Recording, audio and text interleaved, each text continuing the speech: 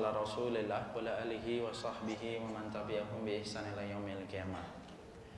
Kaum muslimin dan kaum muslimah, Bapak dan Ibu yang semoga Allah rahmati dan Allah berkahi.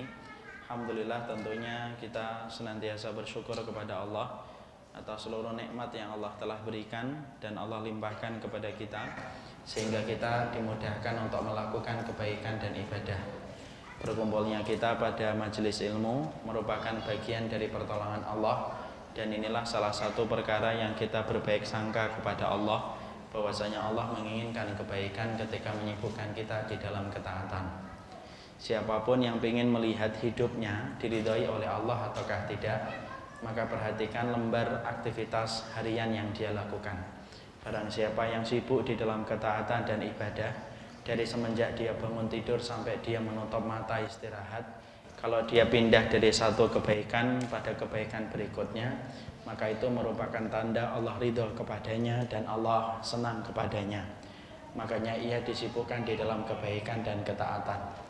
Tapi siapapun yang apabila aktivitas hidupnya, lembaran hidupnya selalu berada pada perkara yang sia-sia dan tidak bermanfaat, berarti itu tanda Allah itu murka kepadanya.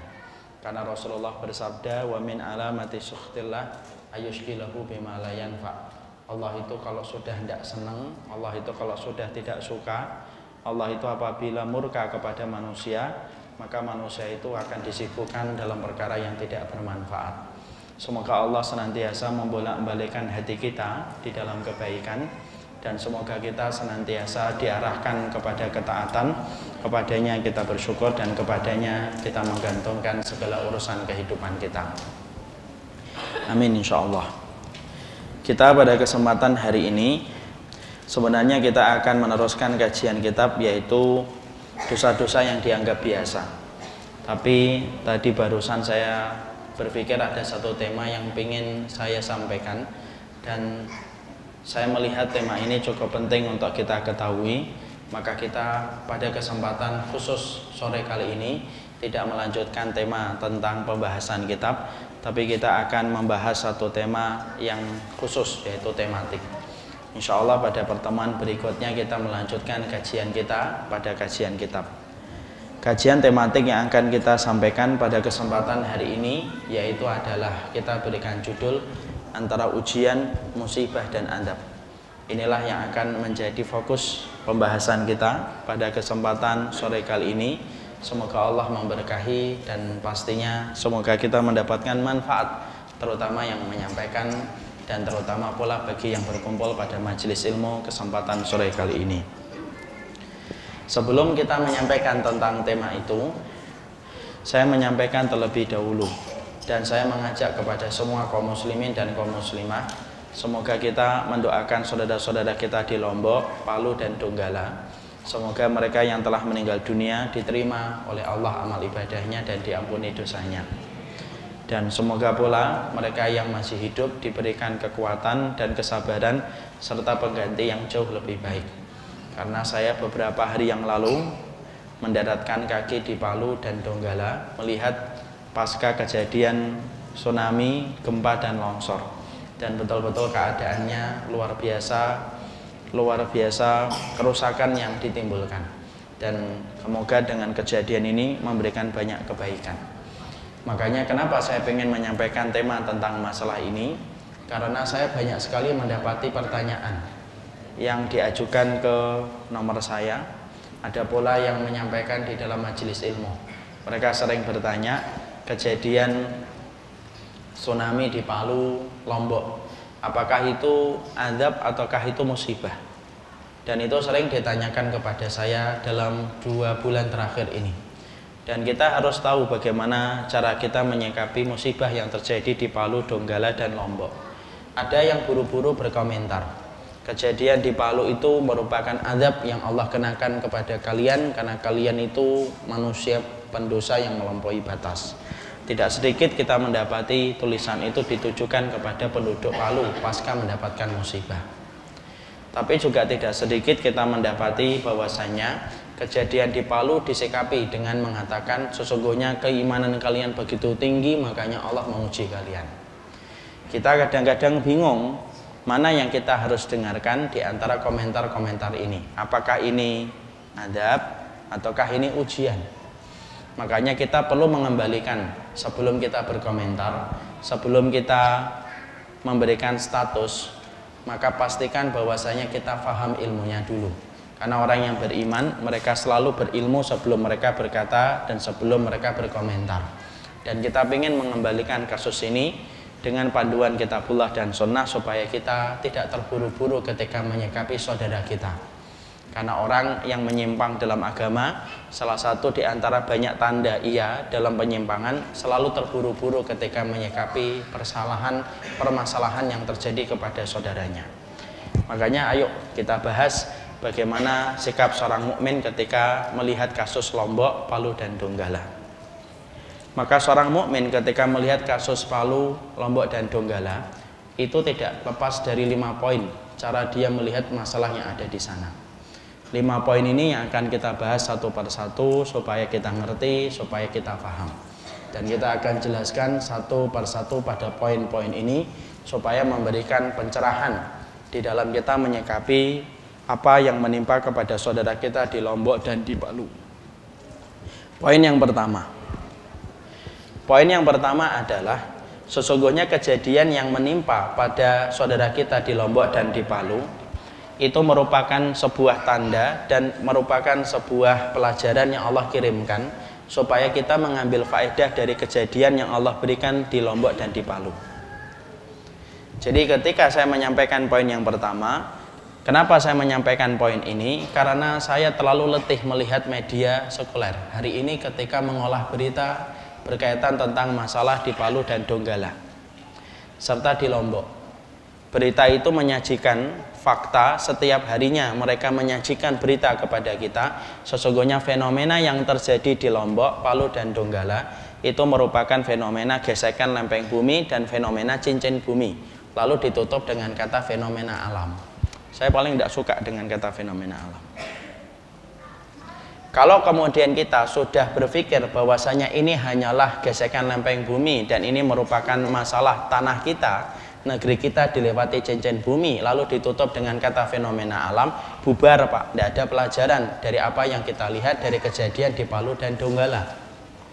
Padahal kita melihat kejadian di Palu dan Donggala itu merupakan pelajaran yang besar.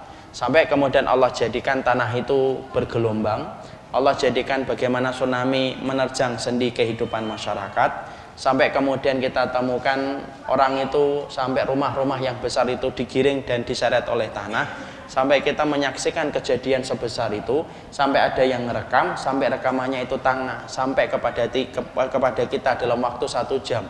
Semua itu pasti ada pelajaran yang Allah kirimkan kepada kita, dan tidak boleh bagi kita melihat kejadian ini dengan sudut pandang sekulerisme ketika memisahkan antara alam dengan kehidupan agama. Karena kemudian itulah yang disajikan. Kalau kita melihat kejadian di Palu dan di Lombok hanya dengan data dan angka, itu tidak ada bedanya kita dengan orang kafir.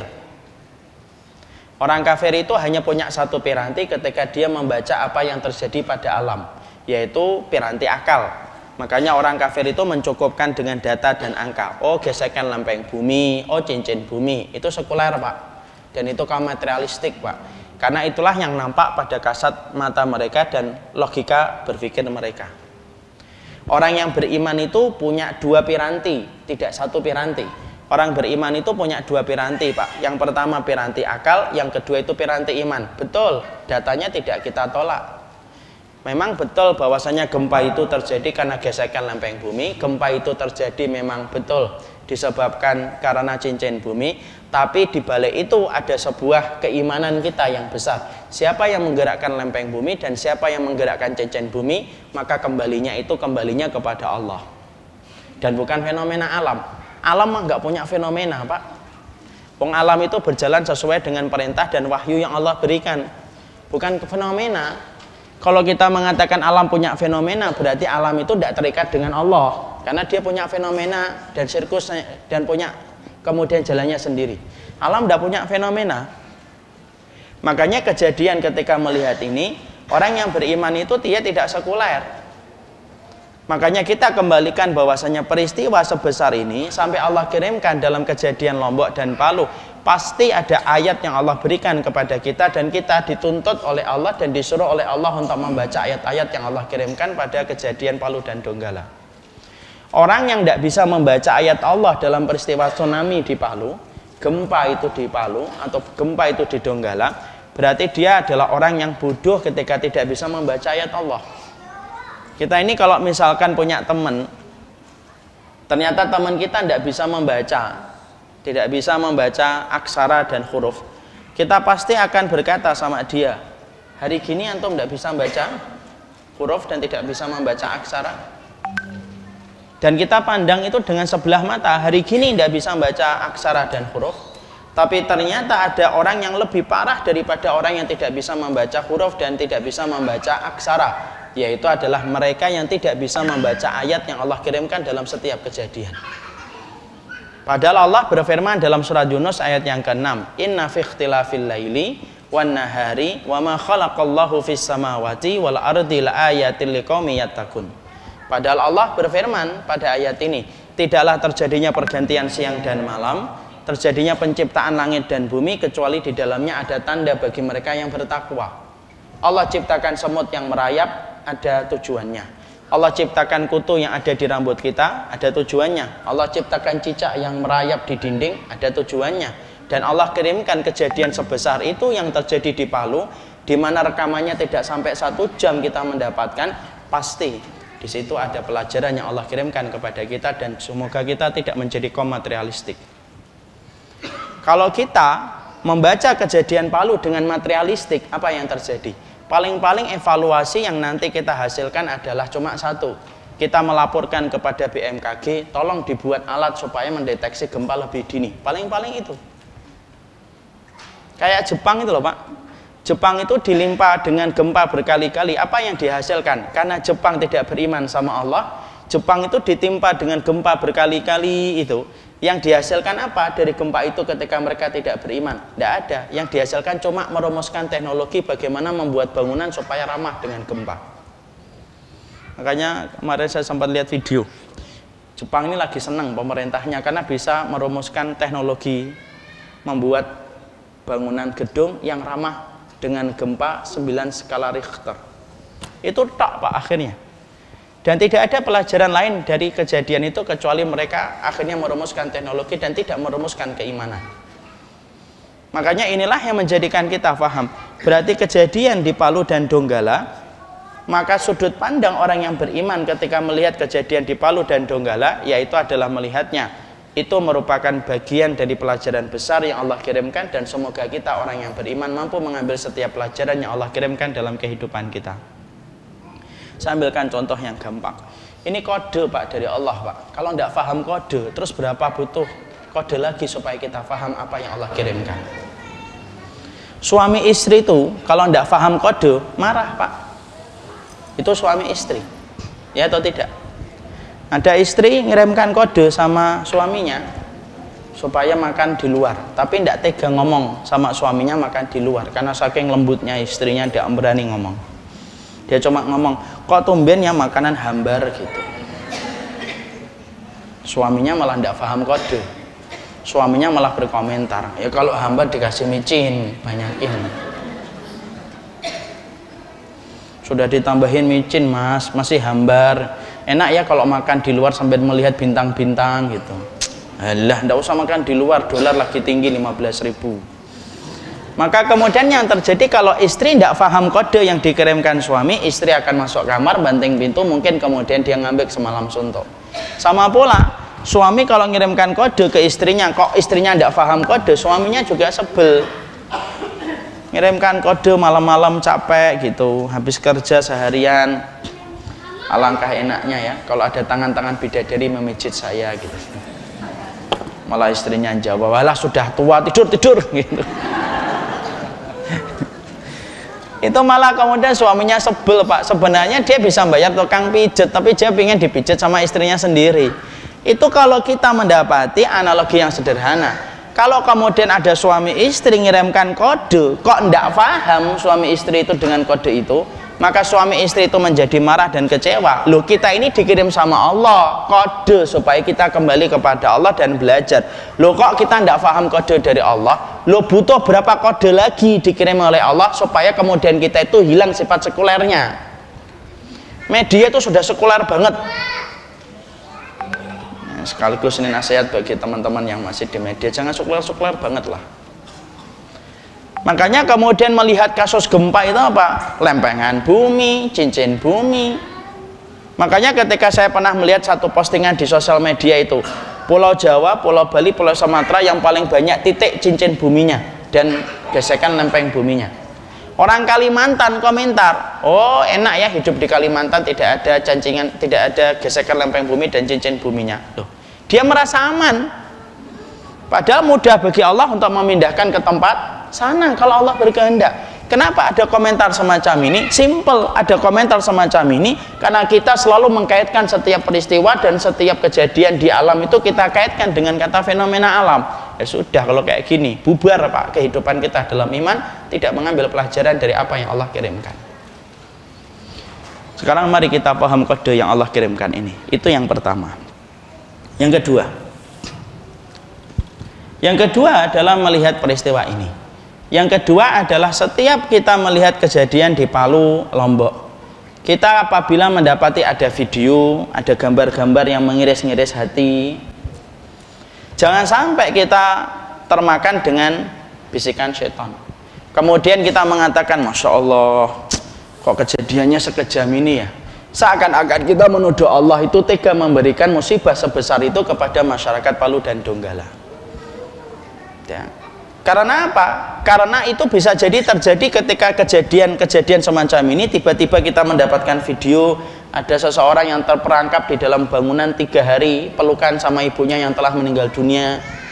Saya ngelihat ada kucing itu sampai hilang kepalanya, kemudian matanya juga tidak ada.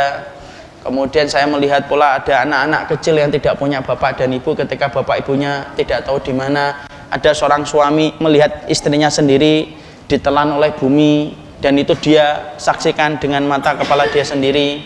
Semua kejadian-kejadian yang kemudian mengiris-ngiris hati kita ketika kita melihat video, melihat di handphone, wallahi jangan sampai kita punya pikiran sedikit pun bahwasanya Allah tidak punya rahmat kepada hambanya dalam peristiwa besar yang Allah kirimkan di Lombok dan di Palu.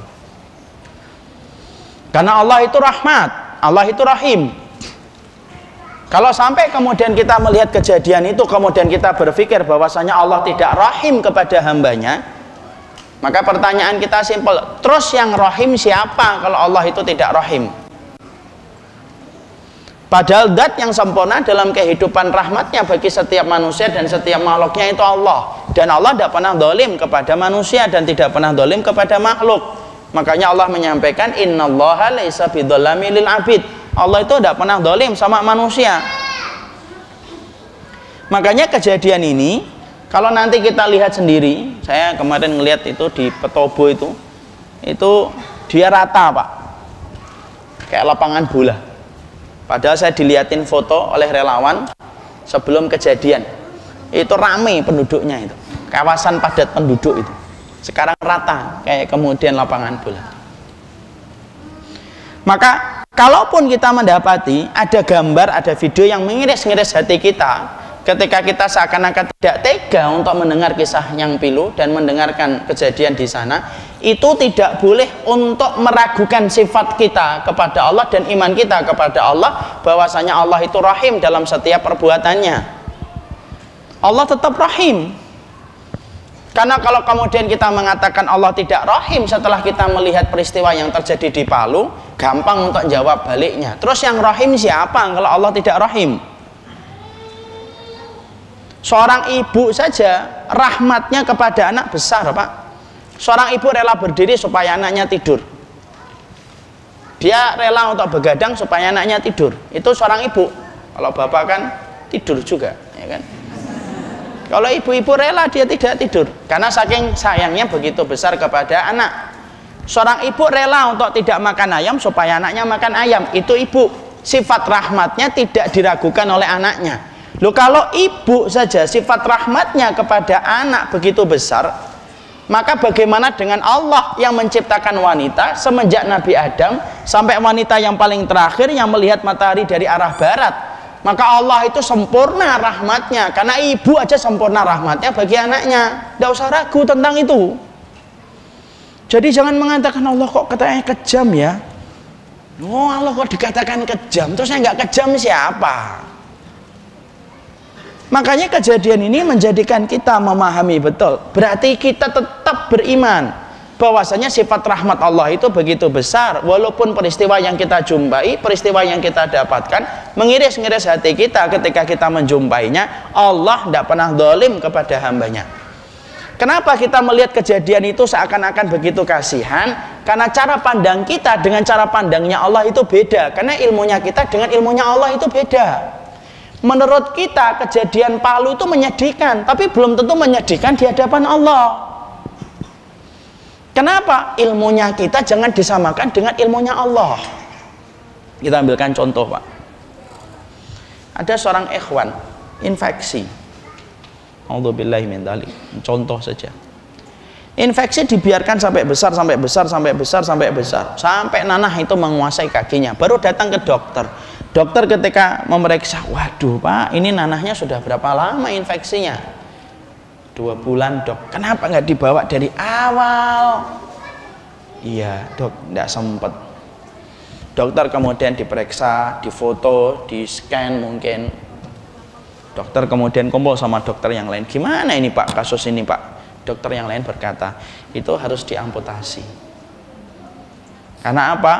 Karena infeksinya sudah mulai menjalar ke atas nih kelihatan nih infeksinya sudah ke atas nih. Coba perhatikan bagaimana sikap antara pasien dan dokter ketika menilai amputasi. Ketika kemudian dokter ngomong sama pasiennya, sini Pak, iya gimana dok, bisa diobati nggak dok? Bisa Pak, tapi maaf saya harus menyampaikan Bapak harus diamputasi.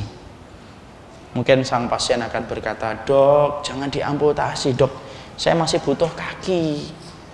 Saya pengen jalan normal, saya pengen main bola dok, yang ngegulin tim saya itu biasanya saya dok, dan kalau saya dipotong bagaimana nasibnya kaki saya? Dan akhirnya dia menolak Pak.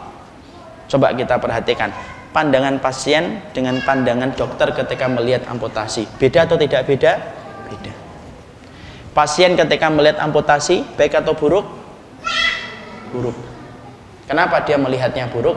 Karena sesungguhnya di situ dia akan dipotong kakinya dan kehilangan salah satu kakinya yang dulunya normal dengan 2 kaki. Adapun dokter ketika memandang pasien, ketika memandang amputasi, ketika dokter memandang amputasi baik atau buruk? Baik. Kenapa? Karena Bapak kalau tidak diamputasi akibatnya lebih fatal, infeksi menjalar ke atas, dan ketika infeksi menjalar ke atas sampai ke jantung, sakitnya lebih parah, sakitnya lebih perih, dan menyebabkan kematian kalau Bapak membiarkan infeksi itu sampai jantung. Coba kita perhatikan cara pandangnya pasien dengan cara pandangnya dokter beda. Itulah yang kita ambil analogi. Sama Pak, kejadian Palu, mungkin kita kasihan, miris. Saya itu mendapati ada kisah di satu kampung, itu ketika habis gempa Pak, anak kecil itu ada yang merangkak tanpa ditemani sama orang tuanya. Jadi orang tuanya sudah tidak ada. Maka kejadian itu walaupun terkesan mengiris hati, kita seakan-akan sisi kemanusiaan kita sudah hampir habis ketika tidak kuat lagi untuk mendengar kisah-kisah memilukan itu, maka itu pun tidak pernah keluar dari sifat rahmatnya Allah. Kita memandangnya seakan-akan buruk, tetapi belum tentu itu buruk di hadapan Allah. Jangan sampai kemudian kita suudzon lalu menyangka Allah kejam ketika menimpakan ujian seberat itu kepada masyarakat di Palu dan Donggala, padahal itu merupakan bagian dari sesuatu kebaikan kalau kita ingin tahu hikmah yang Allah berikan dalam setiap kejadian. Makanya disitulah yang kedua saya ingin menyampaikan. Yang kedua, sesungguhnya kejadian di Palu, Donggala, sebesar apapun kejadian itu berlangsung di sana, itu tidak sama sekali mengurangi sifat rahmatnya Allah yang begitu sempurna bagi hambanya. Itu yang kedua. Yang ketiga, apa yang kita pelajari dari yang ketiga? Poin yang ketiga yang kita pelajari adalah sesungguhnya kejadian ini menjadikan kita harus merujuk dan mengambil referensi kepada orang yang paling cerdas membaca ayat-ayat Allah. Siapa orang yang paling cerdas untuk membaca ayat-ayat Allah? Orang yang paling cerdas membaca ayat-ayat Allah itu adalah Rasulullah SAW. Karena orang yang paling cerdas itu Nabi. Orang yang paling cerdas bukan Albert Einstein, bukan Newton, tapi orang yang paling cerdas dalam kehidupan manusia itu adalah Rasulullah SAW. Sekarang mari kita lihat bagaimana Rasulullah ketika melihat perubahan alam, sikapnya beliau bagaimana, supaya dari referensi itu kita mampu mengukur diri kita bagaimana kita ketika melihat perubahan alam yang terjadi pada zaman kita. Saya mencoba untuk mencari hadis, ketemu hadisnya. Hadisnya dalam riwayat Bukhari. Rasulullah itu diterangkan oleh Aisyah, Nabi itu kalau melihat mendung, Nabi itu adalah orang yang paling takut ketika beliau melihat mendung. Orang yang paling takut melihat mendung itu Rasulullah SAW. Makanya Nabi SAW kalau sudah melihat mendung, maka Nabi diterangkan oleh Aisyah, akbala wa adbara, kharaja wa dakhala. Nabi itu kalau melihat mendung, maka Nabi itu ke depan, ke belakang, ke depan, ke belakang, masuk, keluar kamar. Mana kamarnya Nabi yang sekarang jadi kuburannya Rasulullah? Itu kamarnya Nabi bersama Aisyah. Mana rumahnya Rasulullah? Ada kuburannya Abu Bakar, ada kuburannya Umar. Kalau kita pernah ziarah melewatinya ketika datang ke Masjid Nabawi, itu rumahnya Rasulullah secara keseluruhan cuma segitu. Nabi masuk ke depan, ke belakang, ke depan, ke belakang. Itu Rasul, Pak. Aisyah ketika melihat Rasulullah itu cemas, melihat mendung, Masya Allah, ini saya aja nggak mampu ini. Kemudian Aisyah itu bertanya kepada Rasulullah dengan berkata, ya Rasulullah, kenapa kamu kok cemas melihat mendung? Kemudian Aisyah memberikan komentar, innan nasa idza ra'au ghaiman farihu raja'an bil matar. Ya Rasulullah, orang itu biasanya kalau melihat mendung senang, karena sesungguhnya mendung itu berarti hujan mau turun. Kenapa kok nampak engkau malah takut kepada mendung ya Rasulullah? Nabi ketika mendapatkan taklik komentar dari ibunda Aisyah radhiyallahu anha, maka kemudian Rasulullah bersabda, la ya bintis Siddiq, tidak kayak gitu wahai anak Abu Bakar As-Siddiq. Apakah setiap hujan, apakah setiap mendung berarti hujan? Kemudian Rasulullah membacakan dua ayat pada surat Al-Ahqaf 24 dan 25. Falamma ra'awhu 'aridan mustaqbila awdiyatihim qalu hadza 'aridun mumtirna bal huwa mastajaltum bih rihun fiha adabun alim tudammiru kullu syai'in bi amri rabbiha fa asbahu la yura ila masakinuhum kadzalika najzil qaumal mujrimin. Langsung terdiam Aisyah radhiyallahu anha. Apa yang dibacakan Nabi pada ayat surat Al-Ahqaf ayat 24-25? Rasulullah membacakan ayat yang artinya kaum Ad ketika mereka habis mendustakan kaum Hud, mendustakan Nabi Hud, maka kaum Ad itu dikirimkan oleh Allah itu mendung. Maka kaum Ad ketika melihat mendung senang, Pak. Mendung. Kayak hari ini kan mendung, insyaallah mendung. Kemudian saking senangnya sebagian dari kaum Ad itu melepas baju karena mereka akan mendapati air hujan. Mereka berkata, hada aridum mumtirna. Ini bentar lagi hujan turun kepada kita. Allah kemudian berfirman di atas arsy-Nya, bal huwa mastajaltum bih. Loh, malah dikira hujan. Ini azab. Maka kemudian Allah kemudian jadikan di mendung yang mereka sudah senang menyambut mendung itu, Allah jadikan di dalam mendung itu tidak berisi air hujan, tetapi di dalamnya ada angin yang kencang yang memporak-porandakan kaum Ad sampai tidak tersisa di antara mereka satupun kecuali mereka dibinasakan oleh Allah, dan yang disisakan cuma satu tempat tinggal mereka untuk menjadi pelajaran. Dan Allah menutup ayat itu dengan indah, kadzalika najzil qaumal mujrimin. Begitulah cara kami ketika menimpakan adab bagi orang yang berdosa.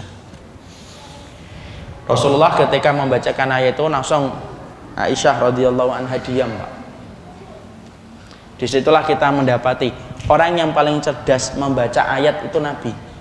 Jangan mengatakan Nabi itu pengecut dong Ustaz. Enggak, wallah astagfirullah. Nabi itu orang yang paling pemberani dalam dunia jihad.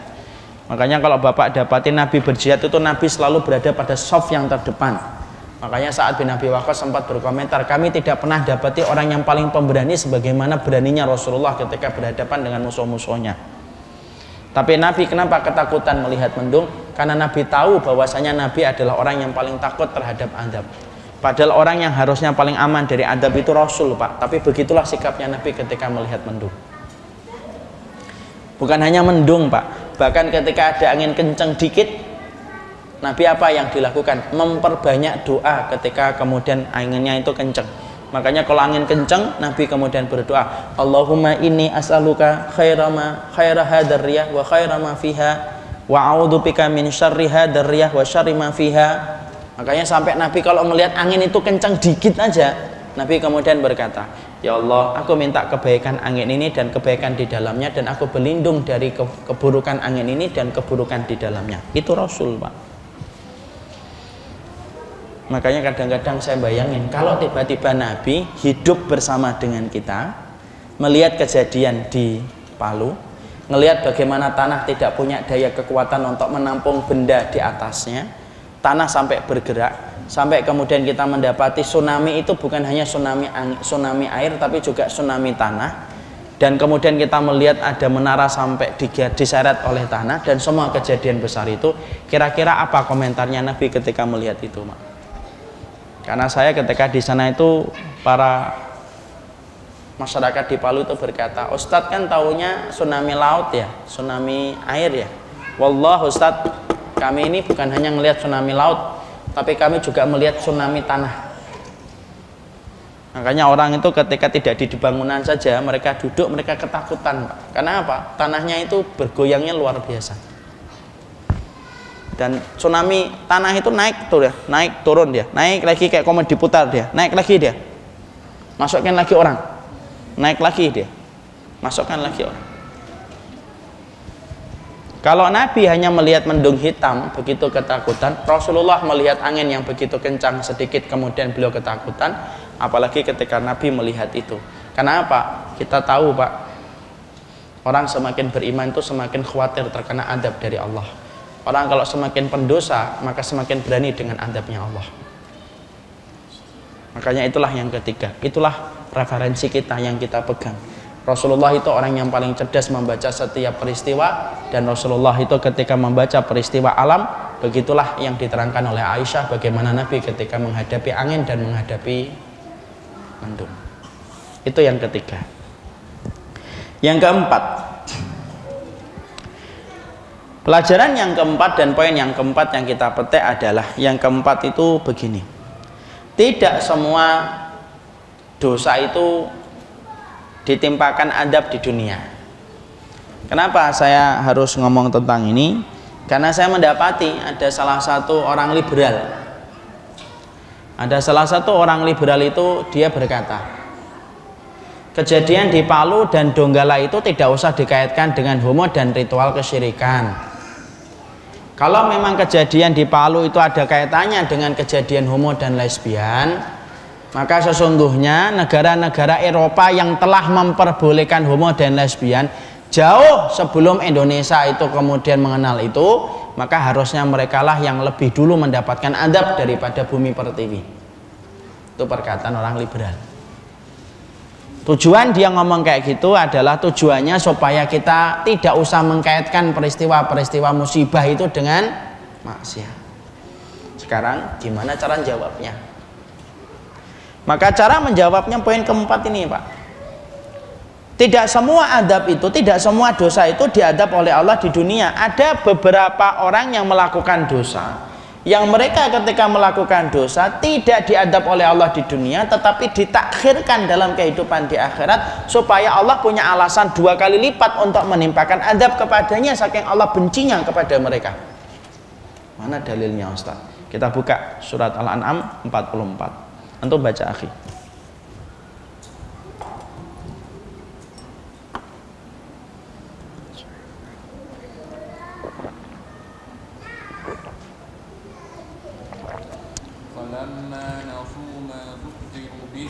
فتحنا عليهم أبواب كل شيء حتى إذا فرحوا بما أوتوا akhadnahum baghtatan fa idza hum mublisun. Ya. Al-An'am 44. Baca artinya, pelan-pelan dulu, yang keras. Maka ketika mereka melupakan peringatan yang telah diberikan kepada mereka. Bentar. Maka ketika mereka melupakan peringatan yang diberikan kepada mereka. Berarti mereka ini berdosa atau tidak? Berdosa. Maksiat atau tidak? Maksiat. Karena diterangkan falamma nasu madzukiru bihi.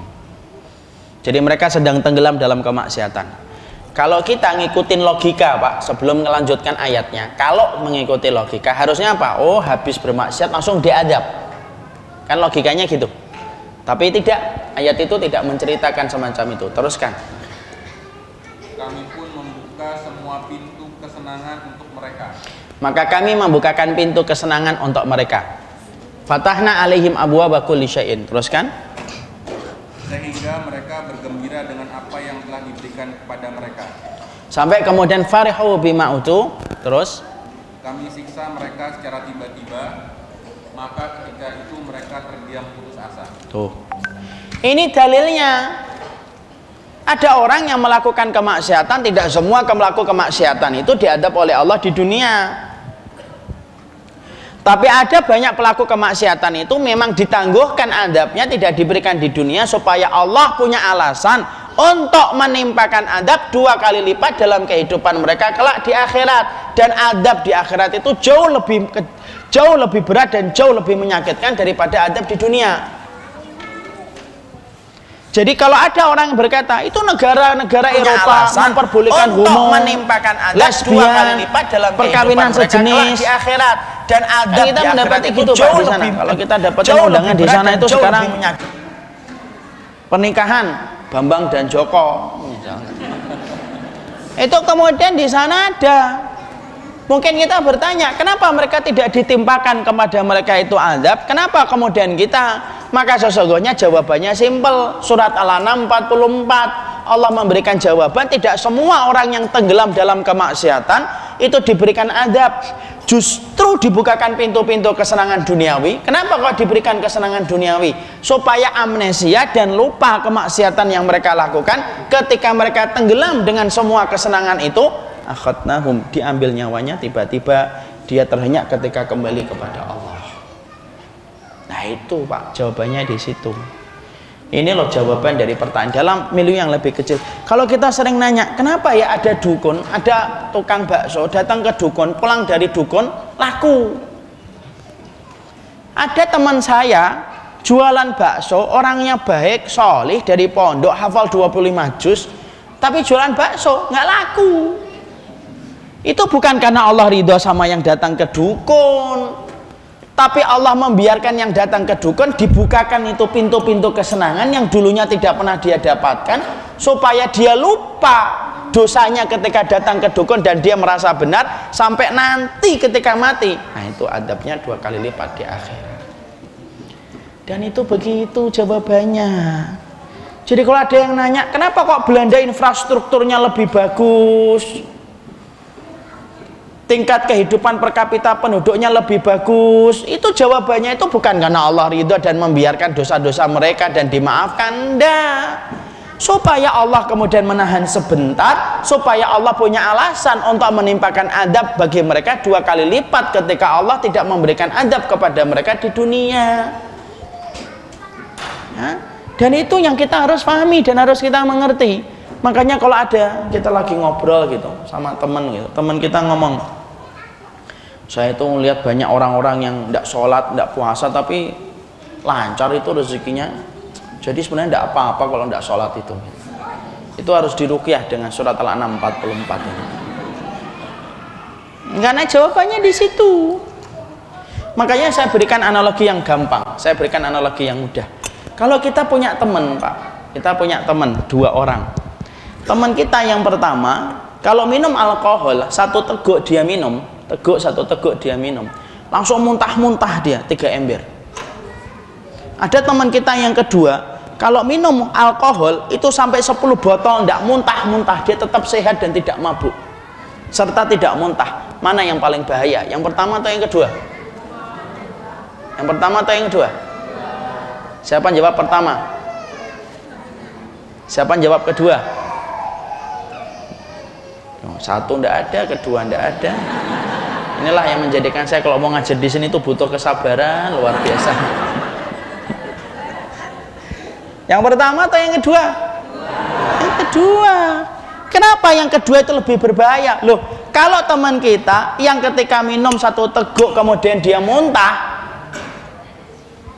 itu biasanya kalau diajak mabuk lagi mikir-mikir.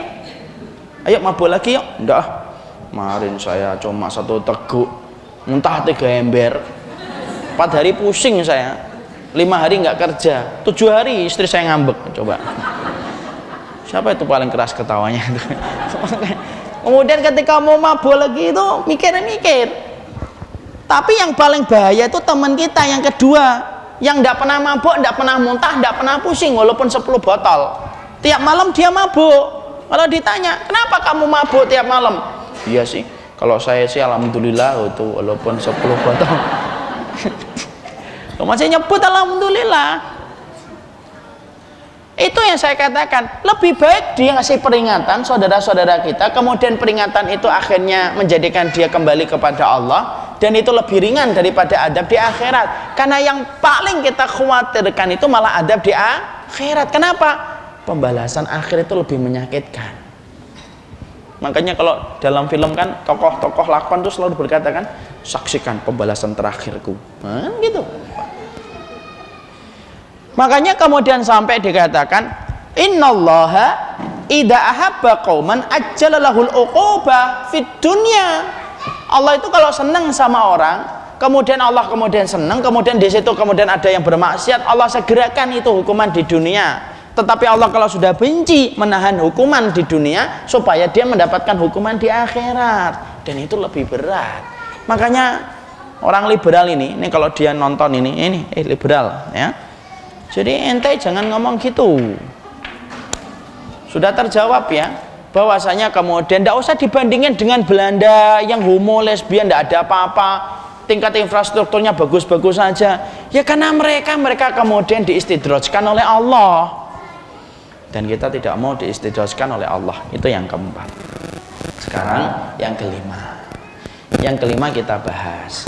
Apa bedanya antara ujian, musibah, dan azab? Tapi sebelum kita membahas antara bedanya ujian, musibah, dan azab, saya tanya dulu, ada nggak persamaan antara ujian, musibah, dan azab? Ada tidak persamaan? Ada. Ada atau tidak? Ada. Jangan ikut-ikutan kebanyakan manusia. Kebanyakan manusia menyesatkan dari jalan. Ada tidak persamaannya? Ada. Apa bedanya Ustadz? Apa persamaan antara ujian, musibah, kemudian azab? Apa bedanya? Ujian, musibah, dan azab. Persamaannya, benang merahnya satu. La'allahum yarji'un. Persamaannya itu satu, Pak. Supaya manusia kembali kepada Allah ketika mereka mendapatkan ujian, musibah, dan azab. Ingat ya, azab itu kata para ulama dibagi dua.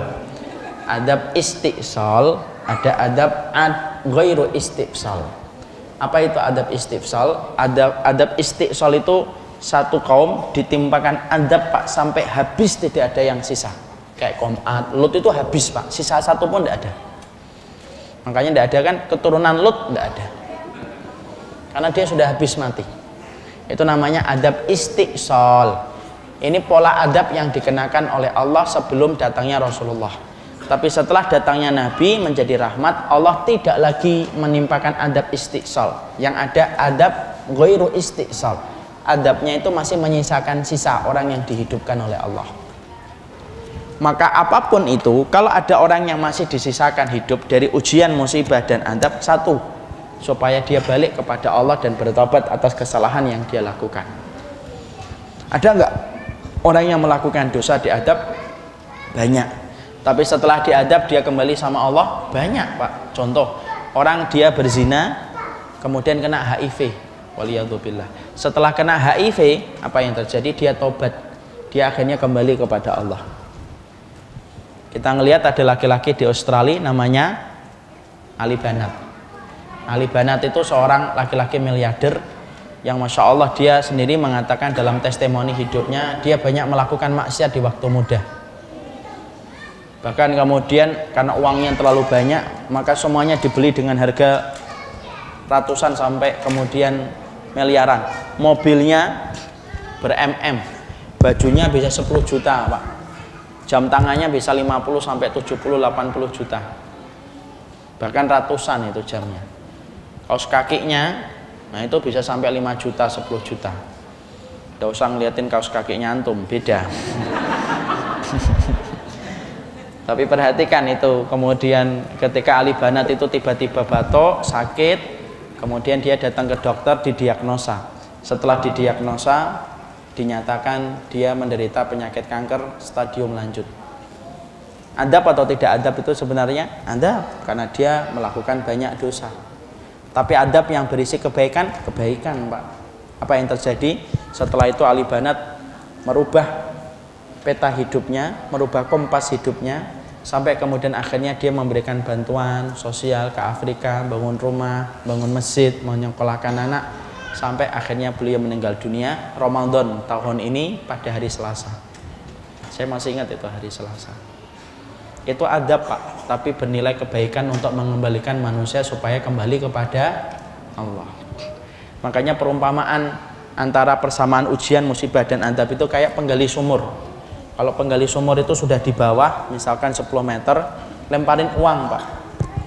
Kira-kira yang dilakukan penggali sumur apa? Ngelihat ke atas atau ngambil uang? Ngambil uang. Lemparin lagi 100.000, ngambil uang lagi. Lempari lagi 100.000, ngambil uang lagi. Coba jangan dilempari uang. Yang terakhir lemparin kerikil Pak,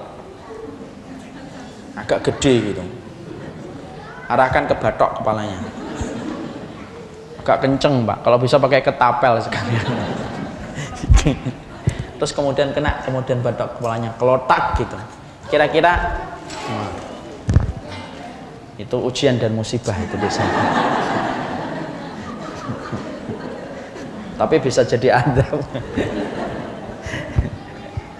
Makanya kemudian diarahkan kotak gitu. Orang yang di dalam sumur kena kerikil itu.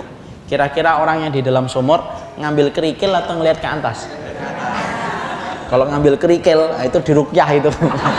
Pasti dia akan lihat ke atas. Siapa yang ngelemparin saya? Itu analogi sederhana. Kadang-kadang kalau Allah kirimkan mobil, kita nggak ngelihat ke atas. Allah kirimkan rumah, kita nggak ngelihat ke atas. Allah kirimkan AC, kita nggak ngelihat ke atas. Tapi sekalinya mobil kita rusak, AC-nya mati, baru kita ngomong, ya Allah, ini kenapa ya Allah? Yang ketawa berarti pelaku dari apa yang saya sampaikan. Nah, itu kita harus paham.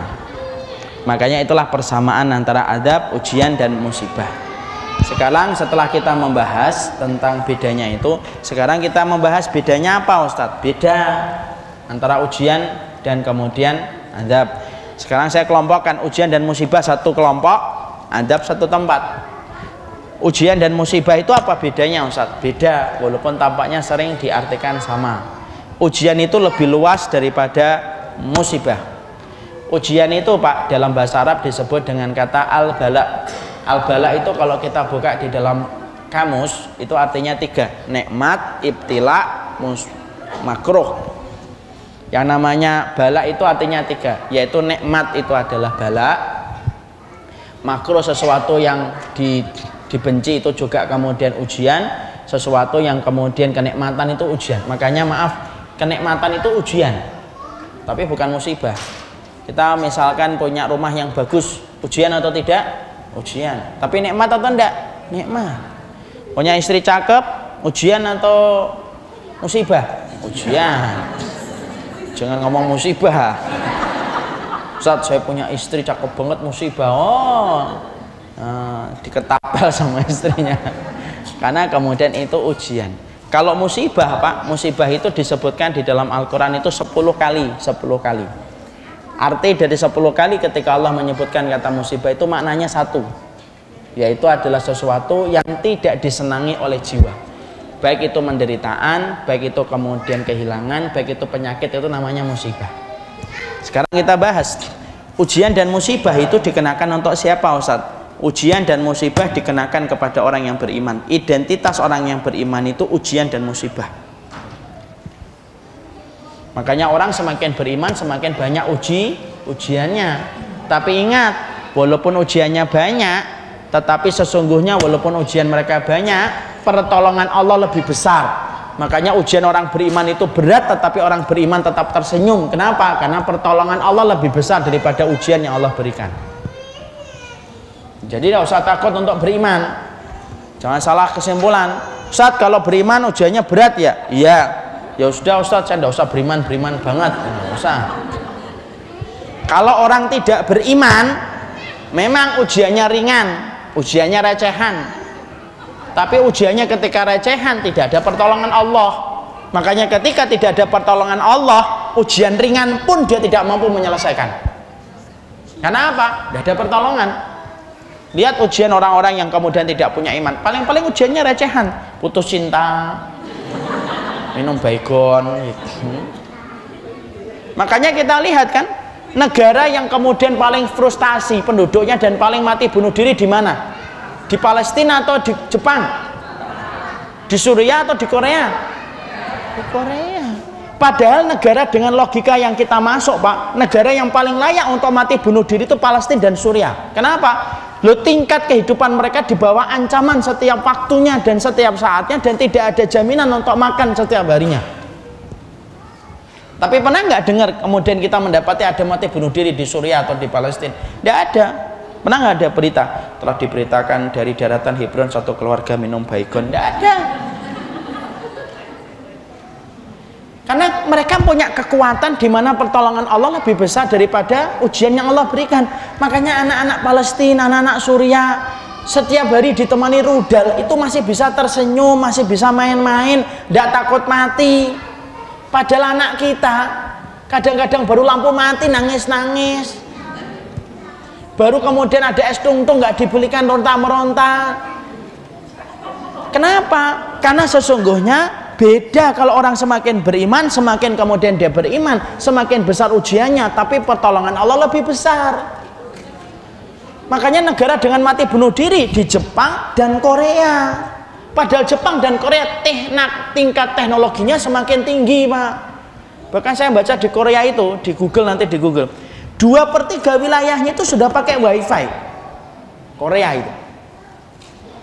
Saya tuh pas baca, 2/3 wilayahnya pakai wifi, Pak. Kalau kita pengen pakai wifi kapan? Ke kafe, pesan es teh manis, minta password. Itu kalau kemudian di Korea itu 2/3. Tapi kenapa mati bunuh dirinya tinggi? Karena tidak ada pertolongan Allah, Pak. Makanya orang mati bunuh diri di sana itu alasannya juga alasan-alasan yang sepele. Hidungnya miring dikit, operasi plastik. Kulitnya kurang putih, operasi plastik. Kakinya kurang langsing dikit, operasi plastik. Dibully teman-temannya gara-gara fisik, mati bunuh diri. Ya kan? Kemudian matanya kurang blok, operasi plastik. Sampai kita ngeliat ini ember kulit. Oh gitu kok masih dilihat sinetronnya nangis-nangis. Yumi, ya Allah. Saya tuh ngelus dada kalau ngeliat orang kayak gituan itu. Maka kemudian akhirnya ujian dan musibah itu Allah kenakan kepada orang yang beriman.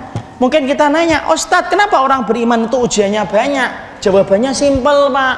Orang beriman itu ujiannya banyak. Dia dikocok-kocok terus oleh Allah di dunia itu. Kenapa? Supaya dia tidak betah di dunia dan dia akhirnya tidak takut mati. Kemudian dia menginginkan kehidupan surga. Kalau kita tidak beriman, jarang diuji. Kalau jarang diuji, akhirnya kemudian kita jatuh cinta sama dunia. Kalau sudah jatuh cinta sama dunia, kena penyakit wahan. Apa itu penyakit wahan? Hubbud dunya wa karahiyatul maut. Makanya Allah itu nguji orang beriman, diuji terus supaya apa? Supaya paham, memang bukan dunia tempat saya tinggal, tapi tempat saya tinggal nanti di akhirat. Makanya Allah uji terus orang beriman itu supaya kemudian dia tidak nyaman hidup di dunia dan tidak jatuh cinta sama dunia. Jatuh cinta sama dunia itu susah kasih nasihat, Pak. Mau jatuh cinta sama perempuan aja susah dikasih nasihat kok. Hitam itu hitam orangnya, nggak apa-apa, yang penting manis kan gitu. Kan? Cerewet orangnya, nggak apa-apa. Berarti orangnya pintar karena banyak ngomong kan gitu. Loh, jatuh cinta sama perempuan aja susah dikasih nasihat, apalagi jatuh cinta sama dunia. Makanya Allah uji orang yang beriman itu. Kenapa Allah uji orang yang beriman? Supaya orang beriman tidak jatuh cinta sama dunia dan tidak terkena penyakit wahan. Kalau adab Ustadz gimana? Kalau adab dikenakan kepada orang kafir dan para pendosa yang candu dengan dosanya, itu adab. Kapan orang itu disebut ujian dan musibah? Kalau dia orang solih mendapatkan kesulitan, penderitaan dan musibah, itu ujian. Tapi kalau orangnya itu pendosa, berbuat kesyirikan, membuka aurat, melakukan ritual kesyirikan, maka ketika mendapatkan musibah itu azab. Makanya maaf ya. Jadi berarti gini, misal ada dua orang ditemukan itu di Palu, korban tsunami misalkan. Maka kemudian misalkan ditemukan dua orang oleh relawan, Pak. Nah, ditemukan oleh relawan, ada nggak orang Palu yang mendapatkan musibah bencana atau musibah kemudian di Palu itu? Mereka itu orangnya solih. Ada nggak orang Palu yang solih yang meninggal dunia? Ada kan? Kita dapati ada orang yang andan meninggal dunia kan? Ketika sudah disuruh keluar pas gempa, andan dulu belum selesai. Ada seorang perempuan santriwati di sebuah pondok, umurnya 21 tahun, hafal 30 juz, Pak. Kalau Bapak kan ya tahulah 3 surat yang terakhir. Dia 30 juz, Pak. Disuruh keluar dia ngambil mentar, saya tak ngambil kemudian cadar, tak ngambil kemudian jilbab. Loh, belum terambil jilbabnya, belum terambil kemudian jilbabnya dan cadarnya, kemudian dia meninggal, kemudian tertimpa bangunan. Kalau dia orang solih, maaf ya, ayo kita ajak saya membayangkan.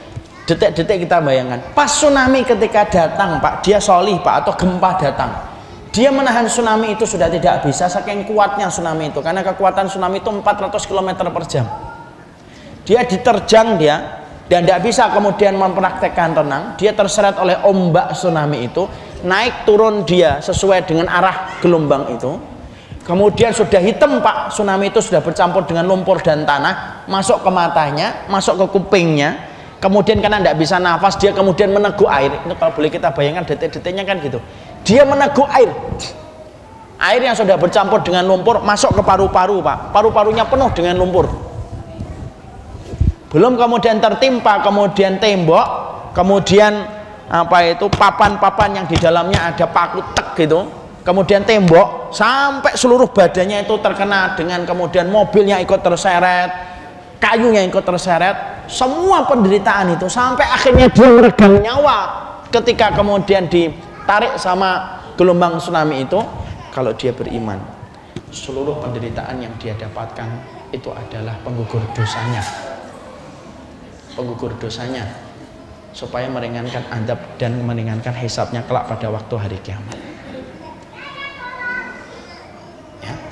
Tapi kalau ada orang, Pak, dia mulai misalkan homo, misalkan dia habis melakukan syirik, kemudian dia diterjang dengan tsunami itu, terseret sampai minum airnya, memenuhi itu kemudian lumpur kemudian di paru-parunya, tidak bisa nafas, terhantam dengan tembok, mobil yang menghantamnya itu, sampai mati dia. Tapi sebelumnya dia melakukan dosa dan tidak bertobat ketika candu dengan dosa itu adab.